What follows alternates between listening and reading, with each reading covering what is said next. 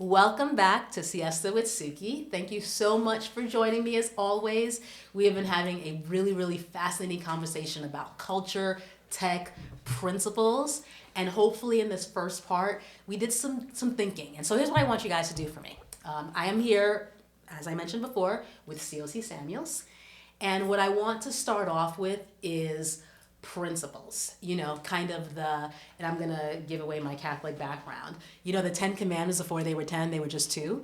Kind of like that 1-2 commandments of your life. Because we're going to talk about tech. We're going to talk about utilizing technology. I have absolutely embraced utilizing technology in everything that I do. But we're going to talk about technology and the underlying principles that we approach the technology with. So AI, emerging technologies, and the master of this, the master is Siosi. So you've watched part 1. He's modest on the genius. It's okay. He can be modest. We'll call him for us. When it's time for Jeopardy, we will have him on speed dial, ready to go. So we're going to get right into it, and we're going to talk AI, artificial intelligence. And I have a question for you with respect to it. And this is along the lines of I don't want to say all, because we can never talk about all the social issues of today. But the main 2 of the very large social issues that actually affect us here in Oaxaca are the idea of gentrification, which is really the movement of people. And it is migration, which is a huge, issue. It's a huge challenge here because I've mentioned to you all before, migration is just immigration without money. Yeah. That is what it is to be a migrant. And in my belief anyway, part of this displacement that you're seeing is technological. Technology has come into the various societies and has displaced people. It has displaced what people know, and in some ways it has freed people, right? We're able to be here and do what we do.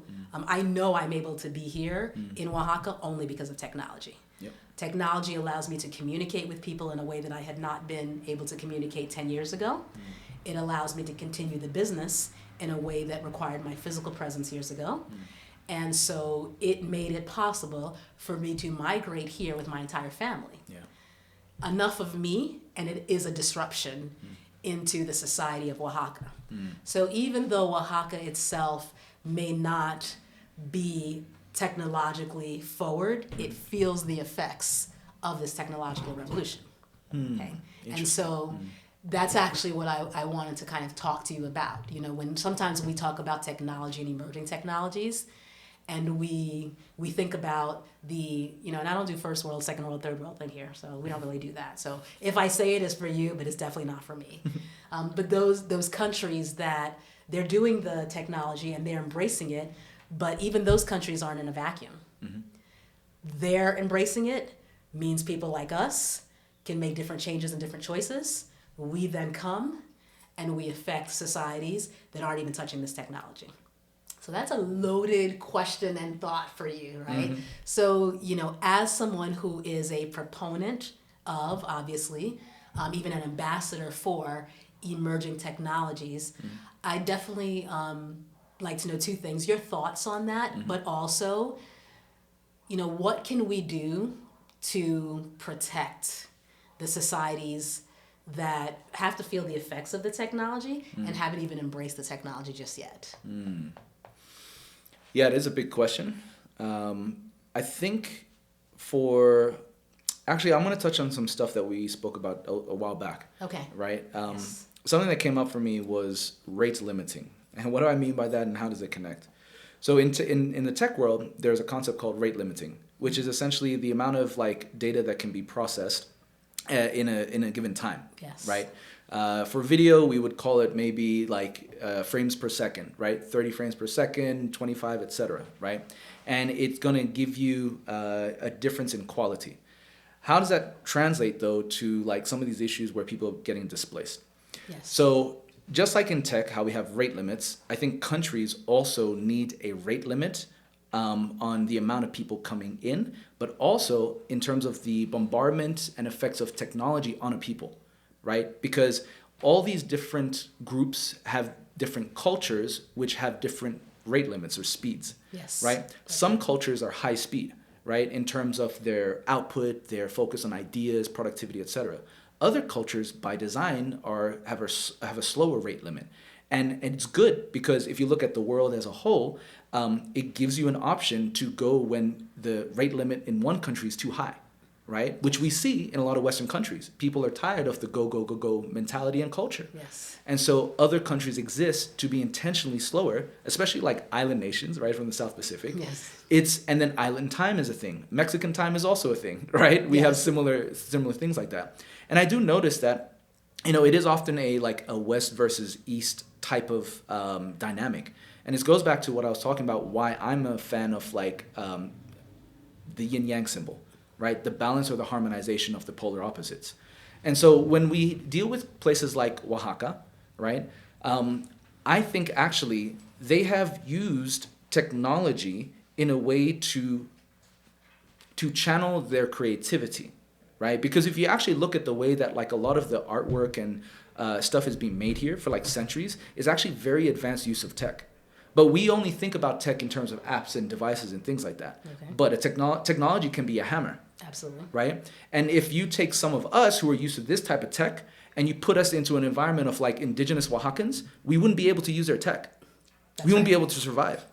So I think a lot of people get caught up in the futuristic tech tools stuff, right? Not realizing that actually there are versions of that just in different cultural settings. And this is why for me, I'm actually more, yes, I'm a fan of tech, but also mindful tech. And community culture tech is my intersection. Because when I'm in the tech world, I'm always advocating for communities and culture. When I'm in communities where culture is very strong, but there's not much of what we call tech, I will advocate for better use of it in those type of environments. Because a people should be allowed to live how they want, right? Yes. And so it's that rate limit that I talked about before, where I think there needs to be also intentionality around that. Because often it's more a group that has been used to a slower pace. The tech is at a faster pace, so they're bombarded by it and they don't know how to manage it. That's right. But the same thing happens in the tech world too, where data cannot actually run through even physical fiber cables past a certain rate, right? What they have to do is they then have to find a way to have either more cables, more lines, right? Or expand the capacity, right? So it's the digital world does also have its limits. It's just at a faster pace than humans. So for us, we are processing things at a much slower rate, but actually humans are designed that way, and it should be that way because it allows us to appreciate. When something goes too fast, you can't look at it. You can't see it, right? Yes. Speed of light sort of stuff, right? And it's if you're traveling somewhere, when you fly, yes, you get to see stuff at a really cool view. But if you were, say, to trek it, right, you're going to appreciate what you're traveling over at a much slower pace, but you'll be able to appreciate more. And so I think one of the things that I look at with all these different cultures, all these different communities, is to just respect them all, right? And to give people the means and the knowledge to be able to deal with it, because we still have self-discipline. I think sometimes we also think that we're becoming slaves to the tools, yet every day we are choosing to continue with the addiction, right? And so if we look at principles, I think we need to go back to that, teach it, and teach people that they are not powerless with the onslaught of tech. Because again, they're just tools. And they are designed, it's like unintended consequences. The tools and tech apps, they've been designed to get more users on. Yes. Right? See, and that's exactly where I'm going with this, because I agree with you on the tools, but those tools, printmaking, they do some beautiful printmaking here in Oaxaca. Yeah. That's a tool. Yeah. It's not an addictive tool. Mm-hmm. And it wasn't designed to be an addictive tool. Mm-hmm. And right from the beginning, tech was designed to be addictive. Mm-hmm. More. Yep. And so that is the challenge that I see. What I've seen so far, and this is just as a lay person, tech has not started off with principles. It's just kind of, Well, I would argue that it has. Western culture, more. Okay, and right? I guess those so I would have to say yes. Perhaps principles not aligned with my principles. Yeah, exactly. So I agree with you on that. I will grant you that, yes. So, I will definitely grant you. Yep. I recall 2 years ago, I was actually here in Oaxaca, and I met, I still remember you, Freddie. Freddie was from Russia. Yep. And Freddie says to me, Suki, this AI thing is going to blow up.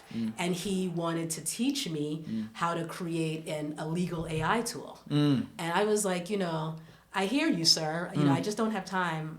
I probably should have made some time. And it's so interesting because he was talking to me 2 years ago. Yeah. And I remember him saying to me, you don't have 5 years. Yep. He said, it's right around the corner. Yep. And sure enough, Yep. maybe 6-7 months later, Yep. we're introduced to a chat GBT, and we're introduced, and it changed the way I think, right? Yeah. I am someone I've always had an assistant, and I've been very much a teacher of people, Yeah. and I've always been willing to teach people how to do the various things within the business. Yep. I'll teach you how to do the Excel, all of that. Yeah. With the advent of these different AI tools, I have found so it's either technology or old age. So maybe I won't blame technology 100%. Yeah. It might just be I'm getting older. But I find myself less willing to take the time to teach a human being what I can teach the AI tool who'll do it for me consistently. So on a very small micro level, I have absolutely affected financially other people's lives, people that I would have hired that I no longer. Yep. So the displacement is both in the first world, if you will, the faster speed and the lower speed. So we're not going to solve that problem today, but I do believe that, this is something that my daughter talks about all the time, within the confines of government and the people making decisions, they are going to need to tap into people like yourself who actually understand how all of these things work. Tech and government can't be separate, I don't think. No.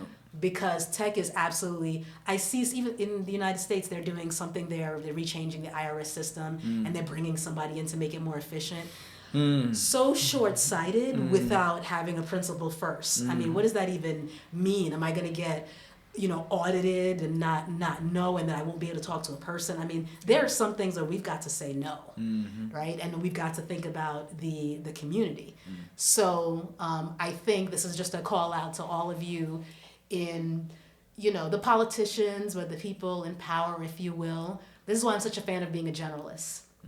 When you are in charge of making real decisions for other people's lives, you actually need to know a little bit about everything. And then what you really need to know is who to call for the information you don't know and don't have. Because no one's expecting you to be an expert, in those things. You're the expert. But you have to at least know to call the people and to not operate in a vacuum when you're thinking about some of these issues and these problems. So what I'd like you to do is if, I remember one of the first ones you talked to me about, I was like, this is so fascinating. Tell me what happened with the sinking island. Tell us. Yes. Okay, so Tuvalu. Tuvalu is a small island nation in the South Pacific, for those who haven't heard of it before. How I'm connected to Tuvalu is from my mom. So my mom is Tuvaluan Samoan. And there was a project that emerged when I put out an article or a blog back at the end of 2019. So this was I think New Year's Eve between 2019 and 2020. Okay. And it was called the 5-Point Plan. And this came about because Tuvalu was actually at their renewal stage for the .tv domain. So a lot of people don't know this, but .tv is actually owned by the small island nation Tuvalu. Really? Yes. Okay. All right. A lot of people. Very So nice. they rent .tv out to these other ISPs. Okay. Okay. And so I think over time, they didn't really have great deals with some of these ISPs because they didn't really know the value, etc. But now over the years, they've learned that there is a lot of value in it. Yes. And so I think the ISP that managed to do the deal with Tuvalu was GoDaddy. So I think GoDaddy now is the one in the next deal. But at that time, I was looking at, okay, how could Tuvalu take advantage of this opportunity? And so I put this 5-point plan together, which included a combination of things, including using, blockchain technology, say with Bitcoin, but the underlying tech, going cashless. And I was taking a lot of inspiration from my time in Singapore.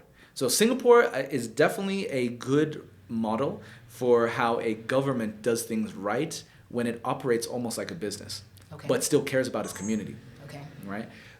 So I was taking a lot of inspiration from Singapore and just a lot of places that I was in growing up. And put this 5-point plan together. And then this article, which I had no intention of doing anything with, it was just like my thoughts, right? Yes, Thinking. Yes. Put it down. We like thinking. Right? Put it down, and I put it up on Facebook, and all my Tuvaluan family and friends, they just started sharing it. Okay. And it somehow landed in the lap of Simon Kofe, who is the Minister for Justice, Communications, etc. And we then just started to have a conversation. And I think because it's a small island nation, we all are related somehow. Yes. Right? I know that world. Oh, gosh. I don't ask my husband too much about his family because you just don't know. Yeah, exactly. We're probably second cousins. Yeah. This what happens in the South Pacific as well. So yeah, then we started chatting and we just started exploring the concepts that I had in that 5-point plan. And crazily enough, I think most of those points have been actioned by the government of Tuvalu. Very nice. Since then. Now, the project, we did phase 1 of a project called the Tuvalu National Digital Ledger.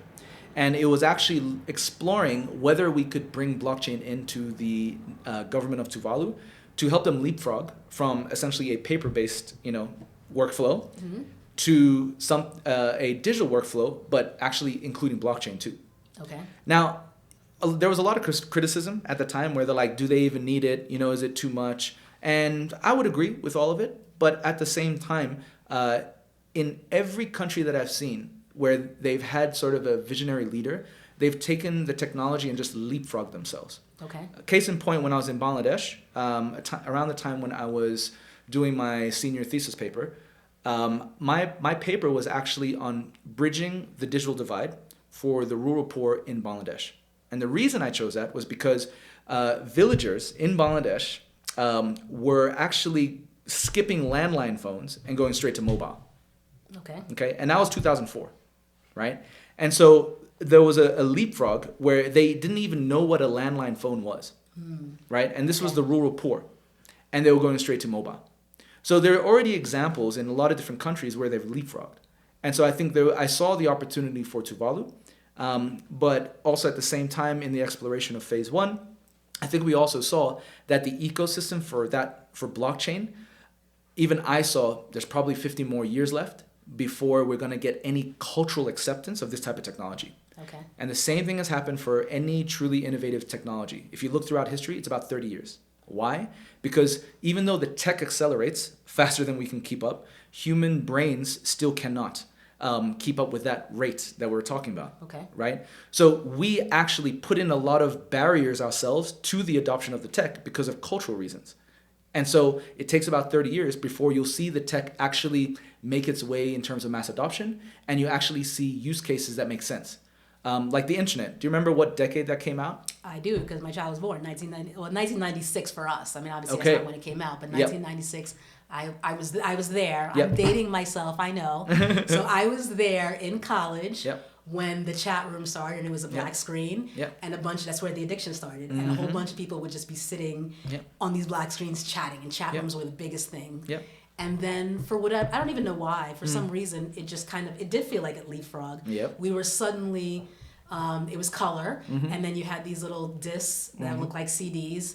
I know I'm dating myself for you young folks. CDs is a round thing. And then you used to kind of give them out, and it was like AOL online. And then it worked through the telephone.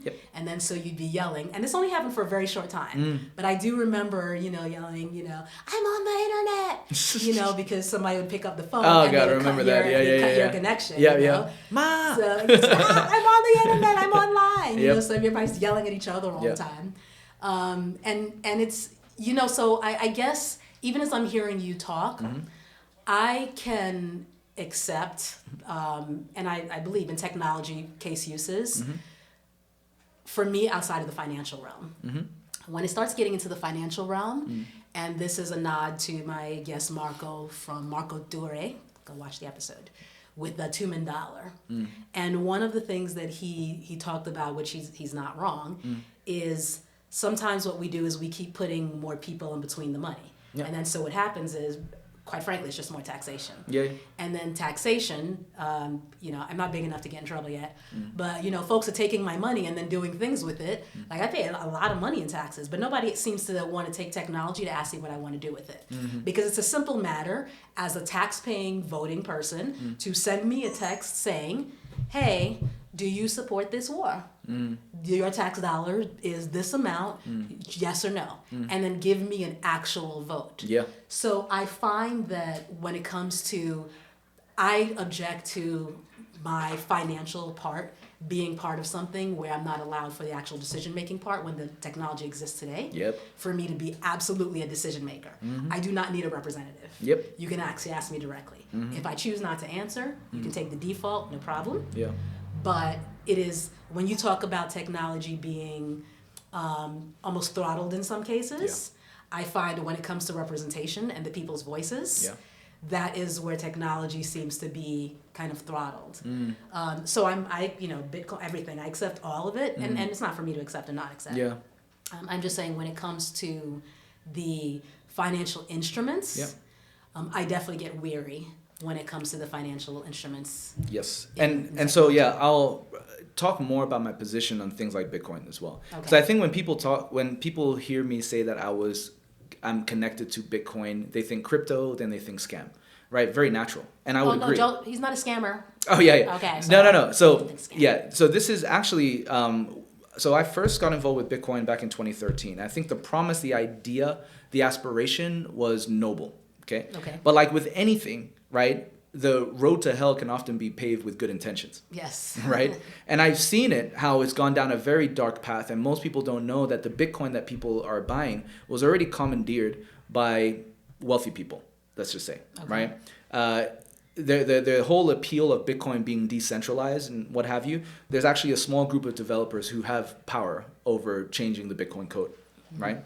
And then those same developers have been invested in by large institutions, financial institutions, already. And so that is because no large financial institution, Visa, BlackRock, all these guys, are going to allow something like Bitcoin to just take power away. That's really where I was the whole time. Yeah. You know, at the point that the people really say the Tumen dollar and all of that exists only because it's small. Yep. Because if you had just the state of Oaxaca say, you know what, we're going to exchange with each other through these dollars, everybody's coming down. The National Guard, everybody's coming. Exactly. You stay small, yes. If you go big, no. Yep. And so there's my second. I feel like I'm like a conspiracy theory tech person right now. Yep. But I'm like, we got to get it all out. Yep. So that's where my other thing comes. So tech relies on repeatable processes. Yep. And presumably successful repeatable processes. Yes. Okay. So tech is it's not easy to separate out. Like the ChatGPT that I'm using is the same ChatGPT of someone else. Yeah. And so it's not like cultural or small.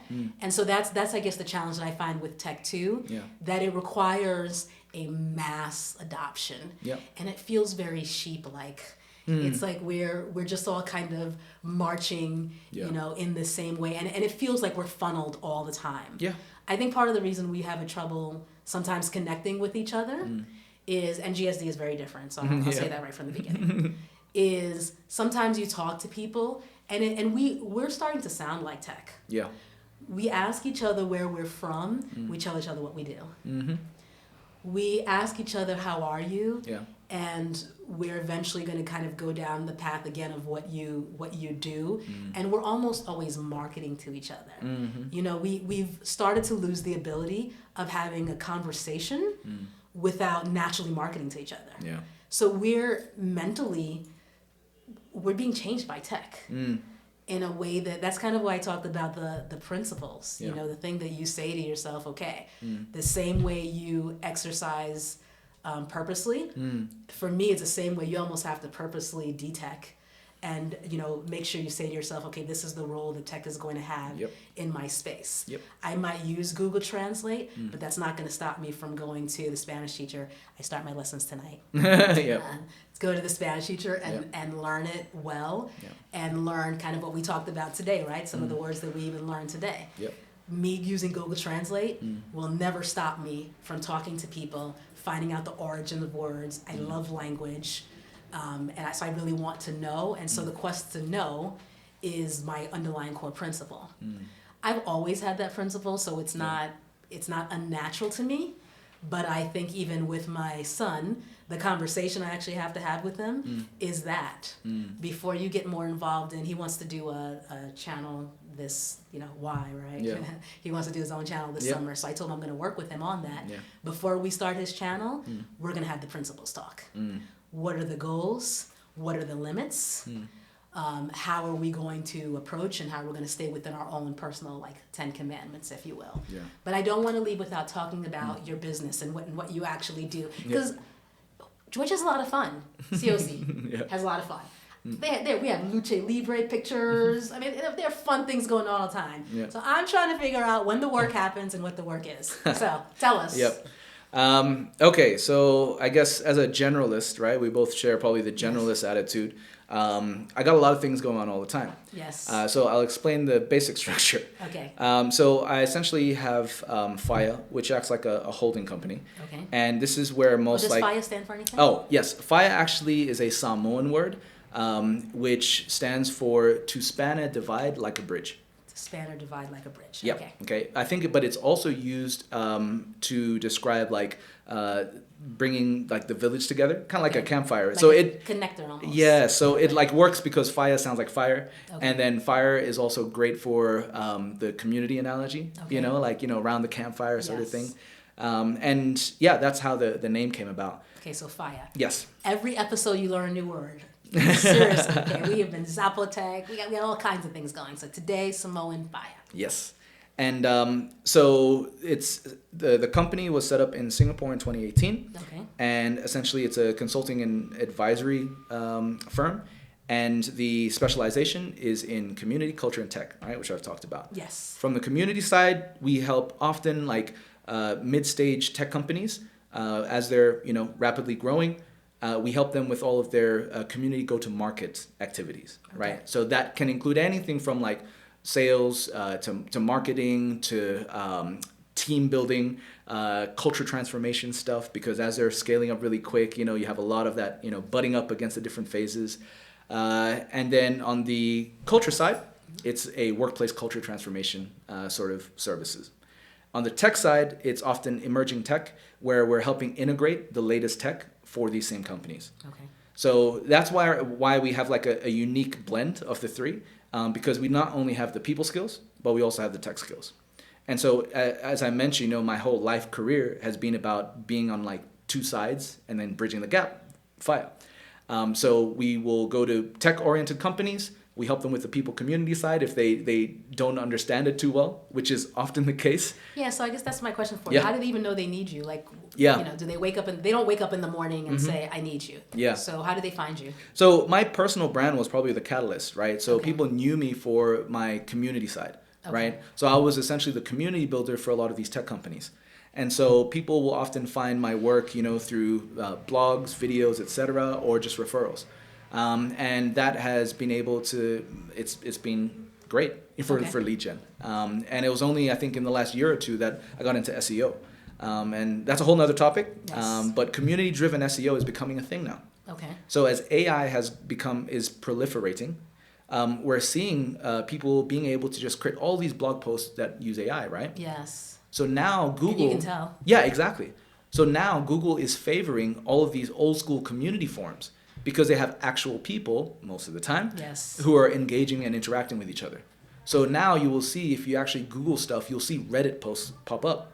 And that's because they're realizing that you can find more genuine interactions and engagement from real people in these forums. And they actually have a lot of solid knowledge. And they're using the AI to just bring all that knowledge together from those type of posts.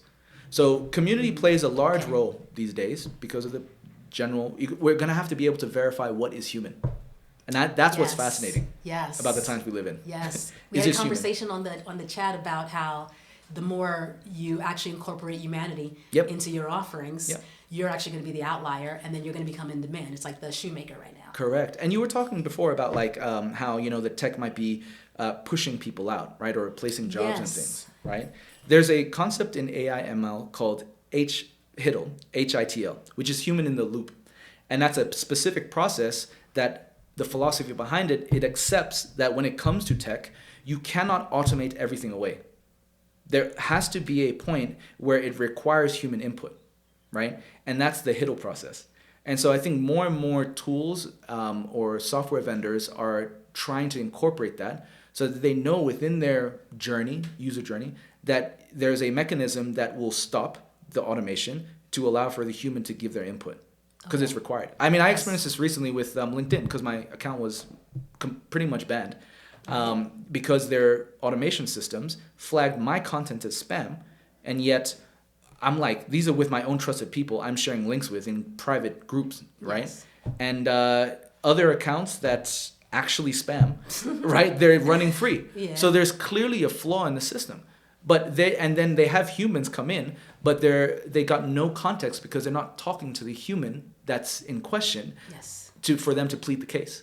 And so, yeah, this is just like a whole nother area that there needs to be a balance. You can't leave us hanging. What Oh, happened? yeah, no, I now no longer have a LinkedIn account. And even if I create a new one under my same name, they flagged it, and I can't even use my same name. Wow.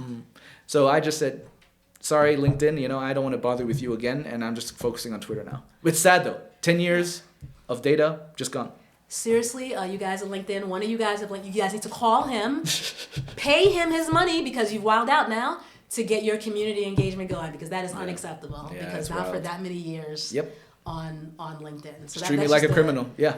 Yeah. Like what? That's a case study for 100%. So so you did answer my question, thank Yeah. you, because my question earlier, just so that you all know, I put Siosi on the hot seat. What's the deal with this AI taking away these jobs? Yeah. That was a short version. I gave a nice, longer, smarter version of that.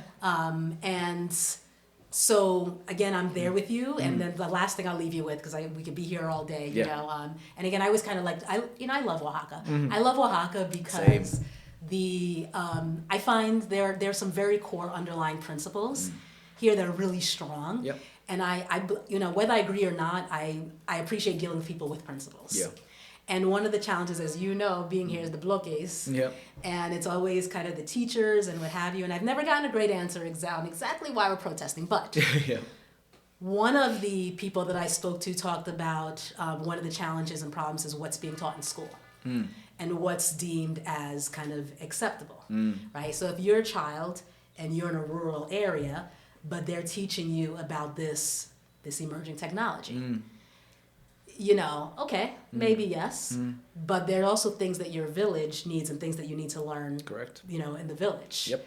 And so this, as I hear you talk about, these are some of the skills that human beings are going to have to, learn. I suppose that I am probably in my mind looking for some equity by way of knowledge. And what I mean by that specifically is that we don't overvalue the tech knowledge and then undervalue the non-app tech. Yeah, of course. And that we allow that human being to, they shouldn't have to say to themselves, if I want to make money or have resources, I've got to move toward that app tech side. Yeah. Because this other side won't give me the resources or the things that I want to do with my life or with my hands, whatever. So that for me is where the tech is. I would hope, again, that's you, my audience, is that we consider, again, there's the knowledge and then there's the valuation of the knowledge. It should not be overvalued just because it's something different and new. Yeah. And the others should not necessarily be undervalued. Yep. So that's a lot. That's a lot, I know. But I want you guys thinking, juices. So we are going to leave this here because we could, as you already know, I could sit here all day with Siosi. And I so appreciate, I'm telling you, I love Oaxaca. And this is for real. I know. And so I'm not trying to make you guys all come. I know this is probably a terrible thing to say. Right? But actually come. I know, this is horrible. Shame on me. I think there's a person who comes to Oaxaca who is like, who feels something a little bit more, at least the foreigners, there's something that you feel. And I have had more conversation with people of depth and thinking than probably anywhere else in the world. I'm so sorry for all the places that I lived. I know you're watching. Thank you for watching. I'm sorry. And it's just really good to be able to kind of think of these things. And that's why we're here. That's actually why we did the show. Yeah. I'd like to get these thoughts out from just us sitting down. And maybe somewhere somebody says, you know what? Yes. Let's think about this technology. Yes, as we're in Oaxaca going to install a citywide rainwater capture system that we filter so we fix this water problem. As we do this, we think about kind of the challenges that happen as we have everything kind of going along. So the whole point here is for us to think, be generalists.